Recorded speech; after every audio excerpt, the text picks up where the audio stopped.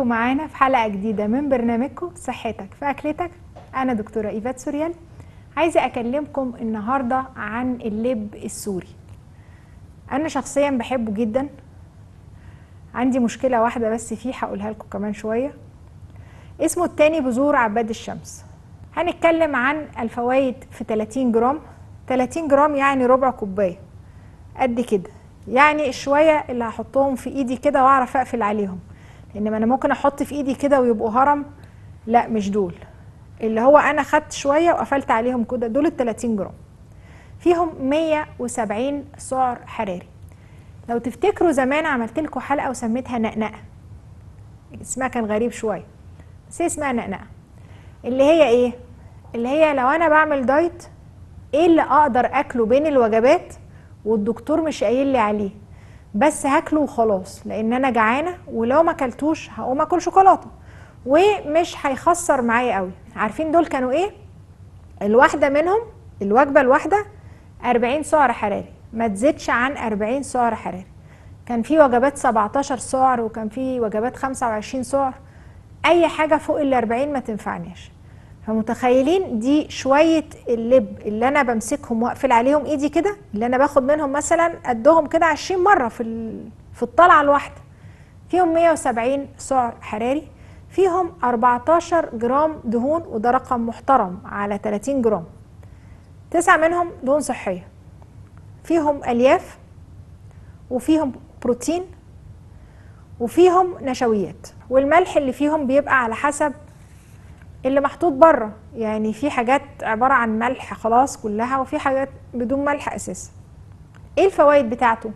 ليه فوائد اصلا مفيد جدا. اول حاجة فيه مضادات للالتهاب، يعني ان لو حد عنده مثلا روماتويد، او حد عنده ذئبة حمراء، او حد عنده اي مرض فيه التهاب مستمر معايا، درماتومايوسايتس مثلا اللي هو التهاب العضلات، ده بقى منتشر جدا دلوقتي بعد الشر عليكم ألف مرة. محتاجة اخد حاجات في الغذاء فيها مضاد للالتهاب. زي ايه؟ زي ان انا الغي السمنة والزيت، وبالذات طبعا السمنة الصناعي دي انسوها خالص. الزيت عندي، زيت الذرة عندي احسن منها 1000 مرة. هلغي كل ده واحط زيت زيتون. ما بحبش طعمه هحط زيت جوز هند. ما بحبش طعمه مش هحط حاجة خالص. بس على فكرة انا لو حطيت نقطة سمنة بلدي صغيرة خالص برضو مفيش منها ضرر. هي السمنة البلدي مشكلتها ان طعمها حلو، فانا عشان خاطر احس بطعمها في البيض لازم هحط ربع طاسة سمنة عشان خاطر تعوم كده وتبقى شكل البيض يجنن فيها. انما هي السمنة البلدي لو خدت منها نقطة صغيرة او الزبدة البلدي مفيش اي مشكلة خالص بالنسبة لي. من ضمن فوائد اللب السوري ان فيه مغنيسيوم، وده بيقلل لي ضغط الدم. بس طبعا ما ينفعش يبقى فيه مغنيسيوم ويقلل لي ضغط الدم وهو من بره كله غرقان ملح. في دهون صحيه، الدهون اللي موجوده في اللب السوري كلها جميله جدا بصراحه، مفيده جدا للذاكره، في اوميجا 3، ومفيده جدا لخلايا المخ عموما، مفيده جدا للبشره وللشعر. جدار الخليه عندنا مكون من دهون، الجدار نفسه.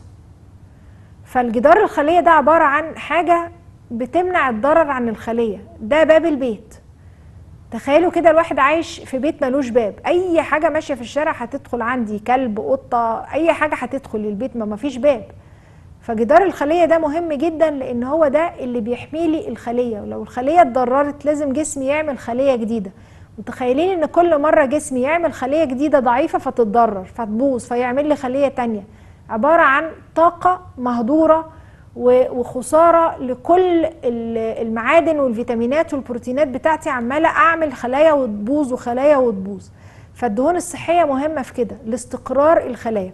بالاضافة ان المخ 3/4 دهون صحية اصلا، يعني المخ نفسه شكله مختلف عن العضلات. العضلات لونها احمر، المخ لونه ابيض من كتر ما هو عبارة عن دهون. الخلايا نفسها دهون، فعشان الخلية دي تبقى صحية لازم ان انا اكل دهون صحية.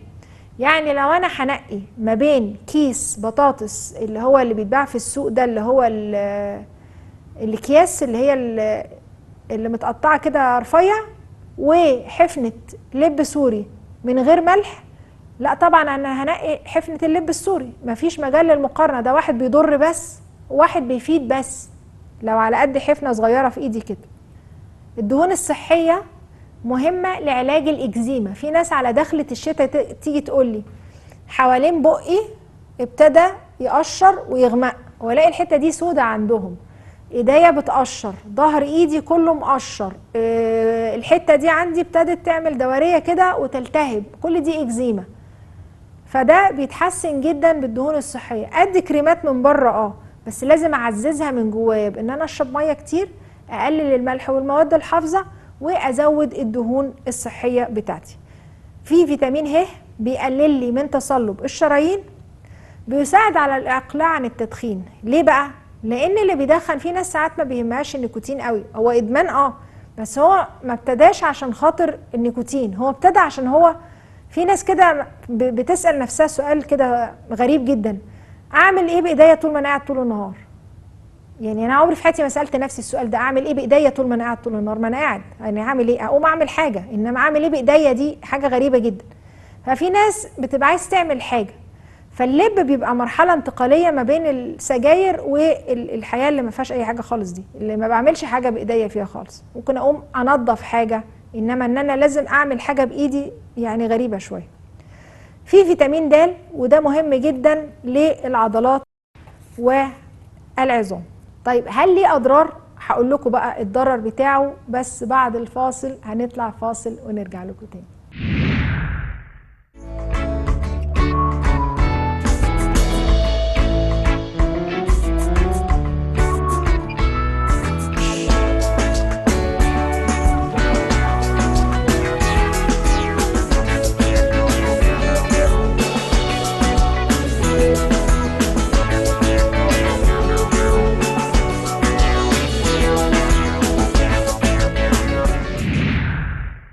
ورجعنا لكم بعد الفاصل. كنا بنتكلم عن فوائد اللب السوري، وقلنا مضاد للالتهاب، لو ما فيهوش ملح بيقلل لي الضغط، دهون صحيه واتكلمنا عنها باستفاضه، المخ والشعر والجلد وكل حاجه، ويحسن الاكزيما، وبيساعد عن الاقلاع عن التدخين، وفيه فيتامين د.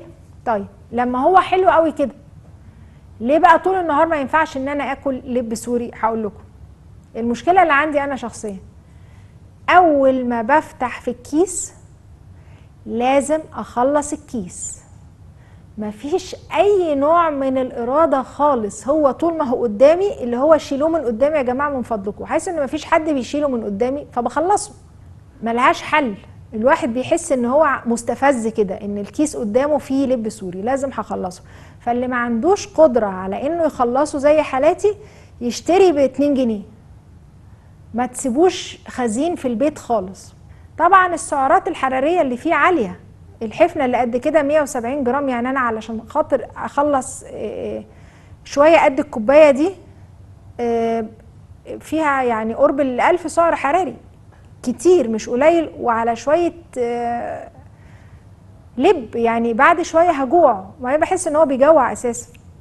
طبعا لو مملح غلط جدا، محدش يقول بعمل من بعيد وما بيلمسش شفايفي وبتاع، لازم هتاخد الملح، واصلا الواحد بيستحلى الملح اللي فيه، بيبقى طعمه جميل جدا.